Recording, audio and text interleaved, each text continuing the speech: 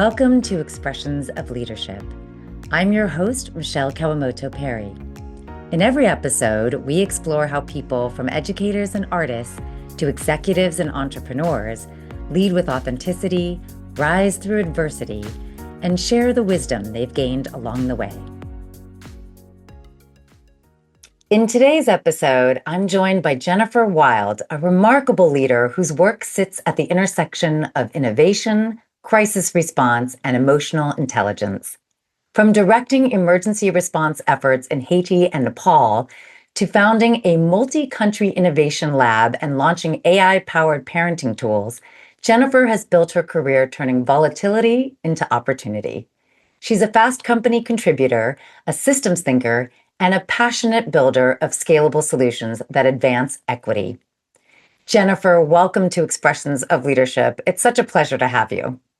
It's great to be here, Michele. Now, you've led emergency response efforts in some of the most challenging environments on the planet.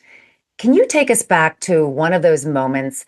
What did leadership look like for you on the ground? Yeah, I mean, it's very interesting visually.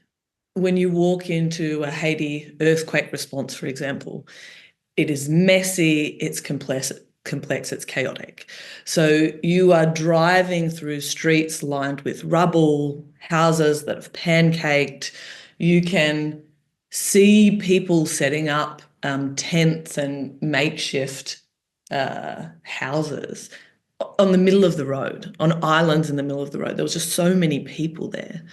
And I think that really mirrors the work. It is messy, it is chaotic, it is complex. And perhaps interestingly, that spans across volatile environments. So I work in AI now, very similar leadership elements, except you just don't see it. It's in the laptop and not on the ground. And so I think some of the core elements of leadership for me in Haiti or working in AI at the moment is really around purpose. So you've got this macro purpose, which is incredibly important, and then you're finding microclarity where you can. And moving between those two, it's really important to be able to align everyone behind that macro purpose. Because when things change, when things are very messy, you're not creating the perfect plan. You're setting up incredible people to do what they do best. I think, an example of that in Haiti is I had a big whiteboard behind me and I would always have my 3 priorities, no more, no less, in order. And that's quite difficult to do.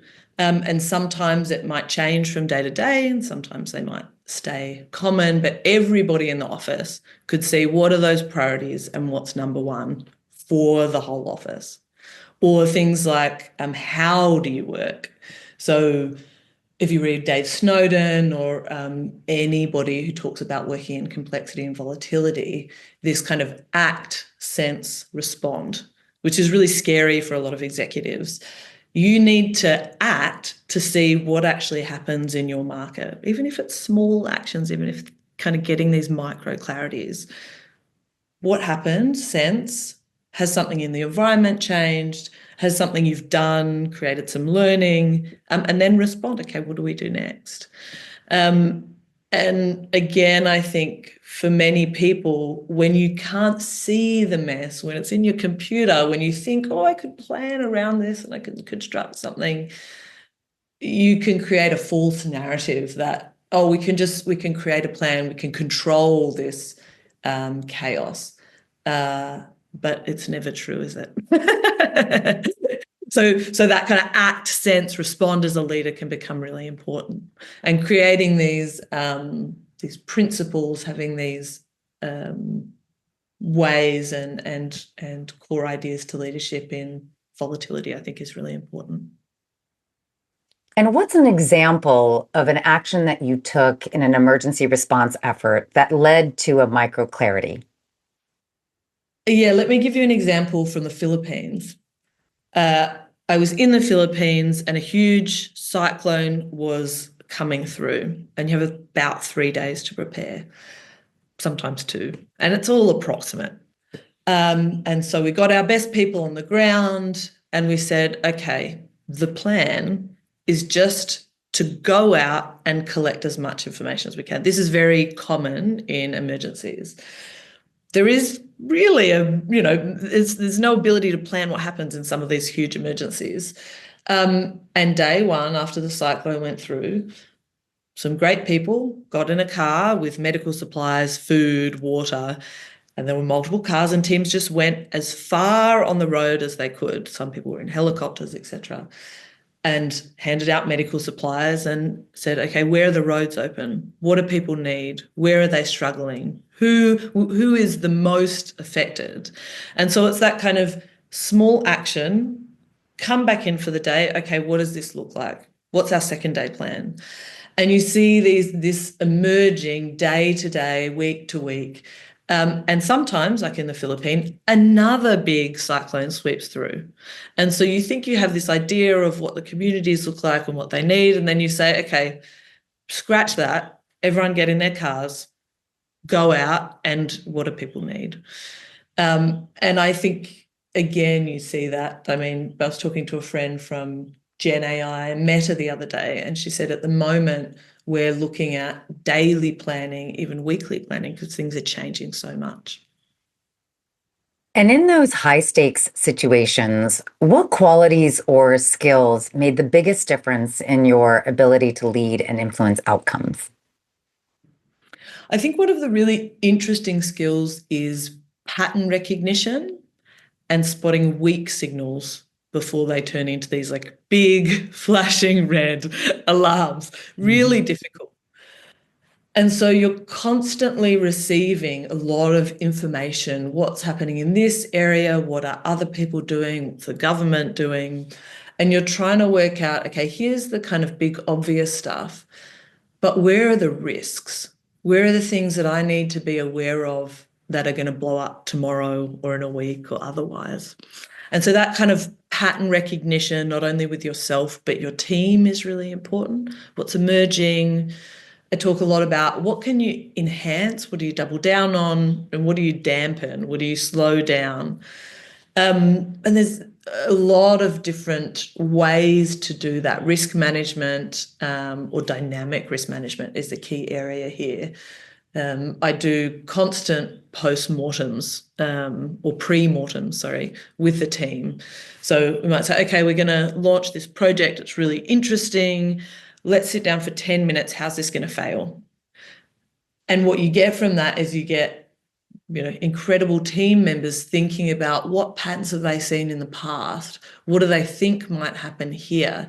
And sharing that together then gives us all an idea of, okay, so where could this go wrong? What's going to like blow up and what do we need to think about? And that's not a risk profile with everything mapped out, but you then have that in the back of your head. So setting up ways that the team and that myself can manage the situation dynamically, spot patterns, and constantly think about risk.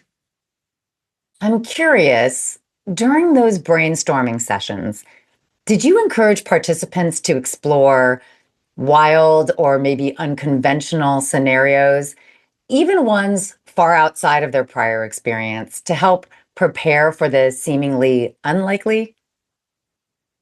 Yeah, I think there's two things. One, you want to make sure that people are being honest and open and sharing and feel really safe in an environment like that, because the kind of wild things do occur.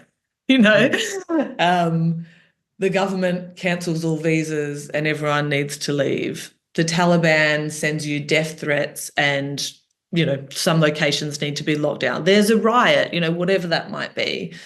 And so you want to make sure that everyone is really sharing what they can. You also want to make sure that they're tagging what they're saying with that kind of scenario thinking. So is that likely? Is it unlikely but high risk? What does that look like for you? And I think you can do that relatively easily collectively. But, as humans, we can get really focused on very high risk scenarios that are unlikely to happen. And you can spend all your time there on these deep fears or PTSD from past responses.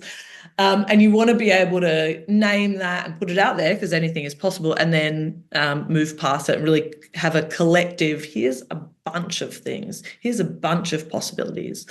What do we do on a day-to-day basis to mitigate those?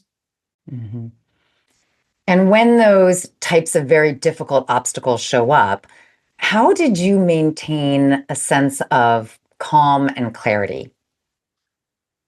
Great question. Many people, and I would agree with them, would say that as a leader, it's incredibly important for you to stay calm under pressure and to lead in that way. You are the calm within the storm. And at the same time, be very firm and directive in next steps.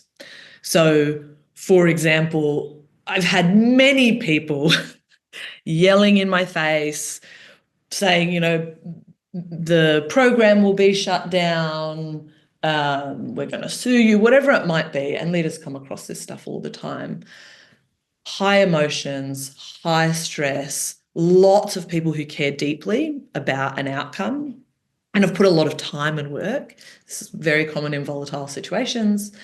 So an example is I had this lovely German woman, actually in Haiti, who walked into a staff meeting of hundreds of people that I was leading and just came up to me and started screaming in my face, "This is wrong, you can't be doing this, how is this going to happen?" And I was like, okay, this is a good moment.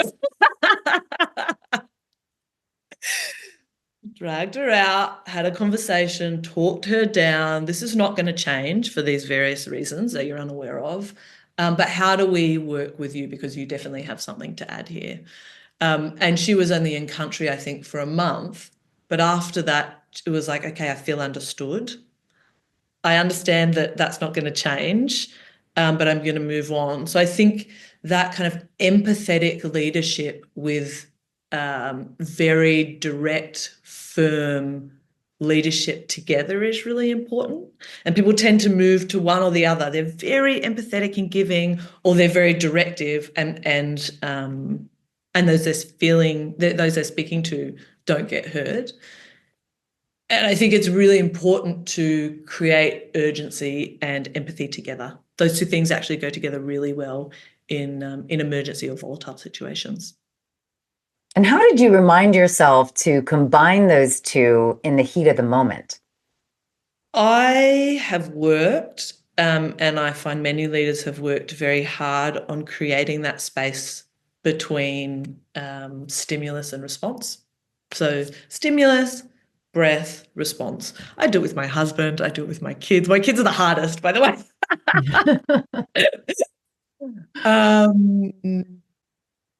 But you have to disconnect at work. There has to be a point.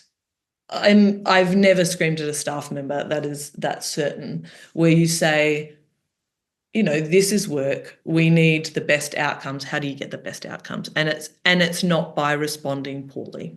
And you do that, and then you learn that you shouldn't do that anymore. So I think taking that breath is really important. It's really hard. But if you try 100 times, how do you respond to really difficult situations? Every time you scream, every time you provide a poor response that is not calm, I've never seen that work out well. And when you take that pause, it can also widen the aperture, allowing for more possibilities, even in the interpretation of someone else's behavior. The German woman in Haiti, for example, wasn't necessarily trying to be difficult or attack you, but rather she clearly cared very deeply about the issue, which is what likely led to the concern and her passionate outburst. I mean, people don't have high emotions unless they care. What sits under stress is care. If you scream at your husband because you love him, you scream at your kids because you love them, but they drive you nuts. And so knowing that, I think, is really important. Even if they care about something that is irrelevant to the business and irrelevant to you, I'd much rather have staff that care than staff that don't care. And you took the time to listen, to really be present with her. So she was heard and acknowledged. It's so interesting in many of these conversations. I'm going to take what you said slightly further. People say, your staff or the people around you need to feel heard. And I think the deeper they feel and the angrier they are, I would push that line to they need to feel understood. And so a lot of this communication that we learn naturally, I hear you, I understand you, I words. It doesn't go far enough. Like really empathetic authority is opening your heart, is opening your mind to say, how do I understand what this person is feeling and why is it an issue? And often enough in volatile circumstances, really similar things come out. Either I care deeply about this and I think it's going to fail. I'm overwhelmed and my emotions are flooded because there's so much going on. This constant information, constant lack of clarity, constant change. And people won't say these exact words, but something like, I need clarity. I need to understand where we're going. I need something to hold on to. And so the response to, I care deeply about this, or I'm overwhelmed and I need clarity, is actually very different. So you can say, I hear you, etc. But if you're not actually solving their problem, then they're going to keep yelling at you. And so helping them feel understood, really understanding what the issue is and responding to that is part of that empathy. And that empathy also helps people feel like they're valued and their contribution matters. People want to feel that sense of meaning and purpose in the work that they do. Yeah, absolutely. I think for the work I do, whether that's emotional intelligence work, whether that is high stakes disaster management, whether that's in AI and innovation, purpose underlies an organization or a project. And actually, I would go so far as to say, if I start something or if I come into something, I will say to the team, if you care, stay with me and we're going to create something together. We're going to create something incredible, which we do. Or, an interview to say, if you care, I want you on board. If you don't, find somewhere else. I'm not going to fire you, etc. But there's no point in you being in this org. There is a better job for you. There is a better place for you. Because when things are constantly changing and they're messy and they're really hard, if you don't care, you're going to check out. I've seen it 1,000 times. And if you get overwhelmed really easily, if you have really high neurotic tendencies that you can't pull together through purpose or some other way, then you don't want to be there and you're not creating a productive team. So I think for me, at the core of the organizations I build or run, it's always about purpose. Look, we spend most of our day and most of our week at work. So when you consider the amount of time we spend in our whole life working, that's why it becomes so important to find meaning in what we do. If people don't feel that sense of purpose in their work, they're just clocking in and clocking out. And that work isn't engaging. The job feels interchangeable, and there's no sense of fulfillment. If you look at innovation, any kind of areas innovation, it just doesn't work. People who are creating big things in the world, people who are on innovation teams, etc., you can't just clock in or clock out or you fail. So that you'll be able to see in those OKRs, it doesn't work. It's pretty clear. I co-founded an innovation consultancy, and we worked with Fortune 10 companies. We worked with the government of Mongolia. It was one of our core parts of the business. 50% was broad social good, 50% was larger corporates, mostly in America. And it didn't matter, if it was Save the Children in South Sudan or a huge health company in the US. If people aren't committed, then there's no innovation coming out of that. We're going to take a quick break. We'll be back with more insight and inspiration from Jennifer Wilde shortly. Love what you're hearing? Hit that follow button wherever you listen to podcasts so you never miss an episode. And be sure to connect with us on Instagram and YouTube at Expressions of Leadership. Welcome back to Expressions of Leadership. I'm Michele Kawamoto Perry, and I'm speaking with Jennifer Wilde, someone who's turning complexity into momentum and building systems to advance equity. Let's continue this thoughtful conversation about leadership, innovation, and impact. Jennifer, how would you describe the foundation that underlies your leadership philosophy? What underlies the foundation of my leadership philosophy is adaptability, flexibility is the norm. I don't work in areas where that's not the case.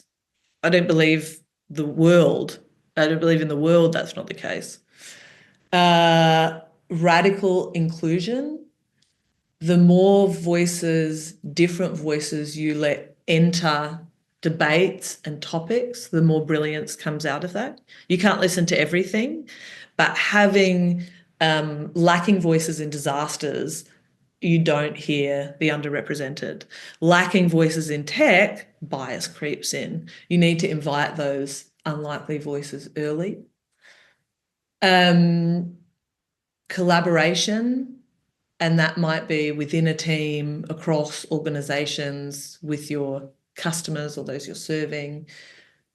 The best things I've built is when people love what we're building, or the team or different organizations come together and really love it. I don't believe in the kind of hero leader. I believe in groups of people creating incredible stuff together. And I think that's so much more powerful and so much easier than pretending you can be everything for a product or an organization. Mm-hmm. And I believe in inspiration. You want to be inspired. That's what's going to push you through. Yeah, there's some discipline. You have to turn up. You have to create things. Things get hard. But what inspires you, and how do you use that? And is there a value you hold now that maybe you didn't hold earlier in your career, but that you feel is essential to the way that you lead today? I think as you get older, and I'm not that old, I've really added a future shaping mindset. So everything I do shapes the future. Everything we all do shapes the future. So, I went back to Haiti, what was it, 10 years on, or I went back to the Philippines 5 or 10 years on, and you see the difference in communities based on what you've done. You very rarely get the ability to go back into an organization. Steve Jobs did, obviously, and he made incredible strides forward. And so everything we do shapes the future. What does that mean we should be doing today? How does that mean we should be working differently? Very relevant for AI, obviously. Let's pivot for a moment and talk about innovation. You've said that volatility can spark innovation. What advice would you offer leaders who are trying to shift their organization's mindset from fear to opportunity when navigating VUCA conditions? So I build an organization, or I walk into that organization, and I frame change, VUCA, call it as you will, as the norm. This is normal. This is part of the culture. I don't even need to say that, because it just is. It permeates through the way we work. It permeates through the people we hire. It permeates through everything. And so it's not something that we need many workshops on, how to work in VUCA, how to do this, what are the new styles and mindsets, etc. And you can definitely have those. But I walk in and I say, this is the way we're working. This is the way I work. This is what we're doing together. Having those clear expectations and that framing from day one shifts everything. Example, pet peeve. People host fears on AI sessions. The framing of that is, let's spend an hour talking around our fears of AI and how it's going to change everything. And we're not actually going to get to the space where we can say, okay, what do we do next as an organization who is adopting AI? A different framing of that is adoption of AI. That's what we actually want to do, and include an open session on, okay, what scares people? And really, honestly and authentically open that up. But at the same time, the framing is AI is being adopted. We're doing it, and it's going to be messy. And so I think, I've spoken to many leaders who are scared and who do fear, maybe it's mass exodus, maybe it's that their business is not doing well, or an Amazon's taking over, or whatever that might be. And so they come to VUCA from a place of fear. And I think when you come to a project or a decision or a meeting from a place of fear, things rarely turn out well. And there is a reality that some people just don't work well in very volatile situations, and hopefully those people select out. And if you're a leader that doesn't, and you don't want to, then don't be there. So I think it's about setting that clear expectation and framing and just saying, this is happening. Now, how do we do that? And what if someone is excited about the change, but still has a fear of the unknown, this uncharted territory they're entering? Yeah, I think there's many ways of dealing with that. You can storytell past pivots. So this didn't go well, but remember that time X, Y, and Z happened. Think about what happened with, you can use other companies if you haven't done it before. And I think storytelling that is personal to someone, or that can align with the vision you're moving towards, can be really powerful. I think there's often kind of safety or risk issues that are very real. And so again, not saying, oh, we're going to do this incredible thing and it's going to work out perfectly. And we're not going to think about the real risks that exist. It doesn't work well. And so, as when you're dealing with those kind of fears and the unknown, being able to say, okay, there are ways of doing this. We're going to create some safe fail projects. Maybe they're 2 weeks or X budget or something. But if we do this, we're not going to fail. We're going to fail and learn, and it's in a box. I think the other piece is, as humans, naturally, we struggle with the unknown. So where can you give people something to hold on to, and then say, this might change, but it's the core. And so you hold on to this and we'll move things around as we learn. So often there's kind of a goal, and that might be one sentence, but here's our goal. This might change, but it's not going to change often. And then we have the kind of strategy and operations and tactics that sit behind that. And so wherever you can provide people that goal, that clarity, the things that are unlikely to change, wherever you can put the 3 priorities on the whiteboard, I always used to point to it. I think that's really important for anyone. It gives them an anchor. And that, combined with creating an environment of psychological safety where experimentation and failure are both okay and accepted, because that failing forward is what will help us to reach that goal on the whiteboard. Well, let's pause for a brief moment. We'll be right back to dive into Jennifer's work with AI, EQ, and the power of human-centered design. Are you looking to connect with an audience passionate about leadership, growth, and success? Become a sponsor of Expressions of Leadership and align your brand with inspiring conversations that make an impact. Contact us at letstalk@expressionsofleadership.com to explore sponsorship opportunities. This is Expressions of Leadership. I'm your host, Michele Kawamoto Perry, and my guest today is Jennifer Wilde, an innovator and systems builder who leads with deep emotional intelligence. Let's jump back in. Now, Jennifer, your recent work combines technology and cognitive behavioral psychology. I'd love to explore that intersection more. Can you walk us through your journey into AI and emotional intelligence? So my sister is a tenured professor of emotional intelligence. She's worked all over the world at Princeton, etc. And many years ago, she did her PhD on creating an emotional intelligence test. And for that test, of course, we were all part of the lab. My dad, me, my brother, etc. And she found that my dad had incredibly high emotional intelligence. And so in some funny way, my family has been this emotional intelligence kind of lab test for decades. And so I think, that the notions and evidence and research around emotional intelligence is something we talk about at the dinner table or at over Christmas. So much of what makes us productive in society, what really makes us human, is our feelings.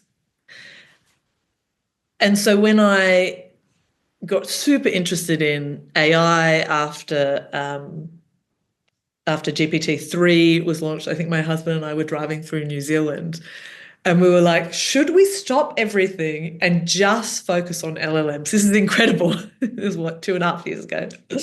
I was also interested in how do they create emotionally intelligent LLMs? And since then, research in effective computing shows that emotionally intelligent AI is actually scalable. Mustafa Suleyman and many other leaders in AI talk about emotionally intelligent AI being the next wave. There's a bunch of research that shows that people naturally connect to emotionally intelligent AI. There's a whole range of super interesting research and action that's taking place. And so when I founded Lighten, which is an AI for busy parents, the issue is the mental load. The issue is the overwhelm for mums like me, dads. That doesn't go away if you have a better calendar. That goes away when you understand what's happening inside and when you can deal with that, when you can talk to your husband or an AI or otherwise. And so those two things came together in my life. And can you tell us more about how Lighten AI works? Yeah, Lighten is an AI agent that can do things for you, put things in your calendar, book the ballet lessons, whatever that might be. And at the same time is a chat where you can discuss whatever issues on your mind. So interestingly, when we started with a test group, perimenopause came up a bunch, loneliness came up a bunch, and where people loved Lighten was where we could deal with or give people a path to action around, my child has these kind of behaviors and it's really worrying me. And so we went from, this kind of Taylorist viewpoint of we will make parents more productive and therefore they will like it, to actually the goal of parenthood is not productivity. The goal of parenthood, the goal of a family is well-being. And so what does that mean? It's very interesting shifting to that different base around emotional intelligence because of what people were using it for and loving it. Well, clearly you have a passion for supporting parents through AI. Not only did you create Lighten, but you also developed a platform called Learn Leopard. What inspired its creation and what does it offer? So a meta study got published start of this year around education and AI tech. And 85 studies essentially agreed that one of the best interventions for education and kids is AI education tech. Very interesting. My daughter went to school for a year. She was then homeschooled for a year. And now she's on a purely AI education regime. Um, she has learnt to read. She has learnt to do maths. Is learning a lot of emotional intelligence through apps, essentially. And as I started looking at AI education tech, there were a lot of other mums and dads who were like, wow, this is really a revolution that's happening. How do we find the right tech? How do we find what's right for our kids? Because it's all personalized learning and us. And so I started a community where we can have those conversations, where we review tech. So you're not scrolling for hours. You're not like, oh, this is a shiny piece of tech. Maybe I'll try it.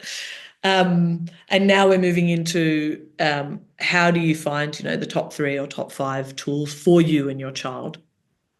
Really interesting. That's really great. So parents can create a personalized learning plan using these tools. Mhm. And what are some of those top tools that you've discovered? It's very interesting because what becomes very clear is each child is different. So obvious things like I'm 6 or I'm 10. I care about unicorns or I'm super into Taylor Swift. um, I need help with reading or I love maths and I want to double down on that. Then the second piece is who's the parent? Do they want to be really engaged in that learning and talking about it over dinner? Or do they want to essentially throw the kid an iPad and say, great, spend an hour on it, how does that relationship work?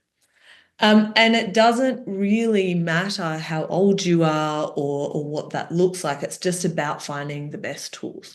So my daughter used Ello to read. It's an elephant who comes in and, there's books. It's on her iPad. There's books and she reads it. And when she doesn't understand a word, she can press the word and the elephant turns up and explains the word. This is how it's broken up. It's interesting. Can you say it to me? Listens. Oh, let's do that again. And I'm pretty sure what my daughter loves about it is just dressing up the elephant. She read I don't know, 40 books to get this unicorn costume for the elephant. Great, amazing. That's 40 books I don't need to read with her, which is a struggle. I love reading with my daughter. But, so that's the kind of parent child I'm with. Synthesis for maths is really great because it teaches conceptual skills, underlying critical skills, collaboration, teamwork, feedback with other children. What is magical about these tools is not only that they personalize to you, so rather than having a classroom of 10, 30 kids, they work out, okay, you're good at this and you're not good at this. I'm not going to give you all the stuff you're good at, and I'm not going to make it so hard that you're going to hate this. I'm going to serve you content, educational content, in that what they call the Goldilocks zone of I'm learning, but it's not easy or hard. And so your child stays on these things and enjoys them and gets better. So yeah, there is a range. There are hundreds, thousands of educational tools, which is why it's so difficult for parents to find the right one. Well, we're going to take a short break, and when we return, we'll talk more about leadership in the AI world with Jennifer Wilde. Don't go anywhere. Great leadership starts with great culture. At the Forward Project, we help organizations transform their workplace culture and develop leaders who inspire, engage, and drive meaningful change. Ready to take your team to the next level? Visit www.theforwardproject.co to learn more. And we're back. This is Expressions of Leadership. I'm your host, Michele Kawamoto Perry, and I am joined by our very special guest today, Jennifer Wilde. Jennifer, How can leaders responsibly harness AI while staying deeply human in their approach? I think this is an interesting question, and it's a question that every leader needs to ask themselves. What is it about their approach that is human? And how do you double down on that or expand it within the AI space? For me, number one, it looks like purpose. What's your core question that you're trying to build? Let me give you a super great example of this. With Lighten, we were looking at improving parents' lives, improving their well-being. And so we started looking into the research of what other AIs do this. And we came across an AI that was built to make people happy. And this guy wakes up and he's not feeling great. The AI can read it on his face and what he's saying. And he's like, what should I do today? And the AI says, you should go to this address. And that address was his drug dealer's house. AIs don't understand many deep happiness and what's, when you have a smiley face on and what you're doing at that point. And so for us, the core question there about how do you create responsible AI and stay deeply human is, how did we make a parent's life better based on what they want, not what the AI wants? There's a whole lot of moral issues there. So I think looking at what you're doing and coming up with a really good question or questions can keep you on task. And then, basic stuff like having human in the loop to check that an AI is being human, having humans making those high impact decisions and not just leaving that to the AI every time, having emotions metrics or incentivizing metrics that are human. And I mean, interestingly, when you see companies not do that, they get into a lot of trouble. And as a leader, how do you integrate AI into your decision making? I think this is a really interesting question because I have been considering how leadership shifts with AI. And leadership at its core, a lot of it is around decision making. And I think when you have free information, when you have the ability to ask any question and get a really good answer, when you have all your meeting notes done and up-to-date dashboards and a whole lot of kind of data coming in that was really difficult to get previously, leadership becomes around, I'm not making the decision, I'm asking the right question. And that question then steers the organization, steers the team, steers the product into what it will become. And so I've been thinking a lot more deeply about, when I think about decision making, about what are those questions I ask that will make this a success, make it different, interesting, make it meet its outcomes. Practically, that looks like a lot of conversations currently with ChatGPT 03 Pro. A lot of conversations, a lot of like time and space to think about those questions. So, when querying AI, do you input a wide variety of prompts to explore different responses that might inform your decision making? Or do you focus on crafting one specific question that you believe will yield the most useful answer? Both. I mean, this is a really interesting debate with AI. How much is the AI doing it for you, and how much are you bringing creative, different thought to the AI? And I think for me, both are relevant. I'm in the shower or I'm going for a walk, and I'm constantly, this stuff is churning in the back of my mind. Okay, let me give you a real example. I was looking at a really great idea for a sexual harassment AI that you could feed in information, anonymized, and then if two people were sexually harassed by the same person, it would link them together. There's a lot of issues with these kinds of things. and libel. And so, you ask all the regular questions. What's the market? What's the kind of velocity? What's the team? All these kind of basic, what's the problem? What's the solution, etc. And then you say, actually, what questions are going to be important for this? And so I think that's previously we had these frameworks where you would say, here's what you put in your pitch deck, or here's the 3 questions you ask at the board meeting. And now, and then you get great leaders who would really think about this stuff and say, actually, these 2 are the core questions, or these things will inspire creativity or test assumptions or push the idea further. And that you can now do by having a strategic reasoning thought partner with AI.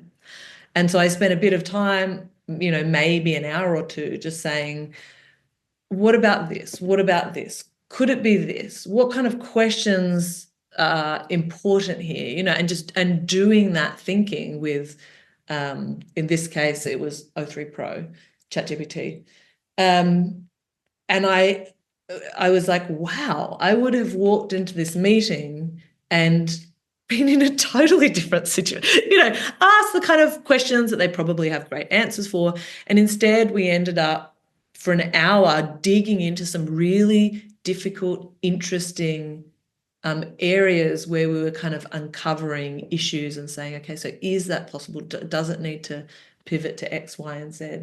And I think that's really the role. It's always been the role of a leader, but, we moved away from planning. I think we've even moved away now moving away from like consolidation and sharing of that kind of information and working out the mess onto what are the questions that set direction. And so that's one of the things in decision making I'm focused on and have changed the way I work. And what leadership practices have become more critical for you lately? I'm going to continue on this AI thinking. So as AI marches towards superintelligence, answers are cheap. Leaders who don't cut through that noise to set the course will fail. And so the questions is part of that. I think digging deeper on clarity is also really important. So when you've got all of this noise, when you've got all of this information, which those who are working with and in AI already have, how do you say, here's the outcome that matters, here's the guardrails that don't move? You let AI handle that clutter and you deal with that purpose, meaning, and clarity. Where can you find clarity? I think that's more honed than ever before. And the other piece is around experimentation. So again, because of the consistently lowering costs of experimentation, when code is free, when marketing content is free or near zero, the biggest risk becomes not acting. And so how are you constantly designing these very small experiments to learn and act and move forward? And that muscle of, we broadly as a society call it failing fast, but a lot of people aren't good with failing, or they talk about failing fast, but then they don't really, they hold on to something. And I think pushing that high velocity experimentation is important now, but is going to be incredibly important even in the next, year, 2 years, 5 years. We're going to take one final break, and when we return, we'll wrap up with a few final reflections, some insights, and a little fun with Jennifer Wilde. Stay tuned. Don't miss a thing. Follow Expressions of Leadership on your favorite podcast app and connect with us on Instagram and YouTube at Expressions of Leadership. Welcome back. I'm Michele Kawamoto Perry, and you're listening to Expressions of Leadership. I'm here with Jennifer Wilde, and we're closing out with her thoughts on legacy and what brings her joy beyond the work. So, Jennifer, when you think about the systems that you've helped to build and the people that you've supported, what kind of legacy do you hope to leave behind? Broadly, I want my legacy to be that the world is a slightly better place because of the actions that I have done within it.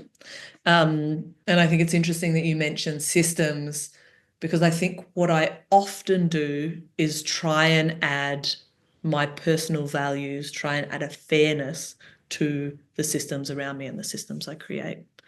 And hopefully that would create a ripple effect out into the world. And what does that ripple effect look like? A fairer world, less inequity. I think perhaps because I come from Australia, we talk a lot, deep in our culture, there is like a fairness, you know. If you don't know many Australians, we love the underdog. The underdog has to win.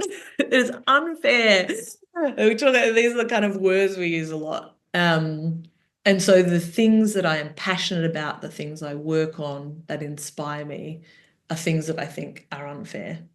Humanitarian response, mums struggling with their kids, insurance, health tech, education. Before we move into our final segment, for those who are curious and want to dive deeper, what's the best way for people to learn more about your work or to get in touch with you? I mean, you go to learnleopard.com if you're interested in AI education tools for your kids. I'm on LinkedIn. You can always message me and say hello. And now it's time for our final segment of Wisdom and Whimsy, where we get to ask our guest one advice question and one fun question. Let's begin with the advice question. If you could put a short, powerful leadership message on a Post-it note on every new leader's desk on their first day, what would it say? Ask questions that clarify purpose. Let AI handle the rest. I like that. It's not necessarily having the right answers, it's asking the right questions. And now for the fun question. If you could time travel to any era or place just for one day, where would you go and what would you do? I love this question, Michelle. It's very fun. I would definitely travel into the future, maybe 300 years into the future, so you could still see the ramifications of what we're doing today. I would go to whatever school looks like there, and I would talk to the AI educator and understand, what are the problems with education? Who's missing out? I would read the news. What are the policy debates that are happening around, maybe it's climate or health or otherwise? What are we interested in as a society? I would go to an aged care facility. I'd go and sit with people who are 150 and I'd say, what's AI, intergenerational AI memory tech doing? And how's that affecting society? I'd go to a VC pitch. I'd say, see what are we thinking is the next version of society? I'd be really interested to just see a range of people and places and understand how are we building the next version of human potential. And then I'd probably sneak into somewhere, take like the emotionally intelligent training data sets and corpus, download them and bring them back here so we could create amazing products.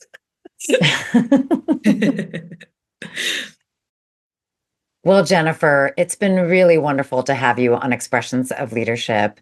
And thank you for your insight, your energy, and the clarity that you bring to such complex work.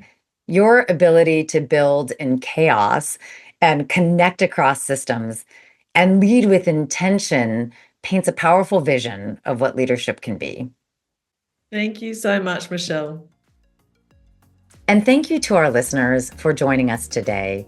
If this conversation sparked something in you, maybe an idea or a shift in perspective or even a renewed sense of purpose, we hope that you'll carry it forward. Share it with someone who's navigating their own leadership path, or let it spark reflection in your next team gathering. Until next time, keep leading with courage and keep expressing what leadership means to you. If you haven't done so already, make sure to click on that follow button so you don't miss out on future episodes. Have a guest you'd like us to interview? Questions, ideas, or just want to say hello? You can reach us at letstalk@expressionsofleadership.com or connect with us on Instagram or YouTube. We'd love to hear from you. And as always, thanks to our amazing team behind the scenes for making this podcast possible, including our sound engineer, Graham Palmer, and my chief encourager and advisor, Jeremiah Higgins.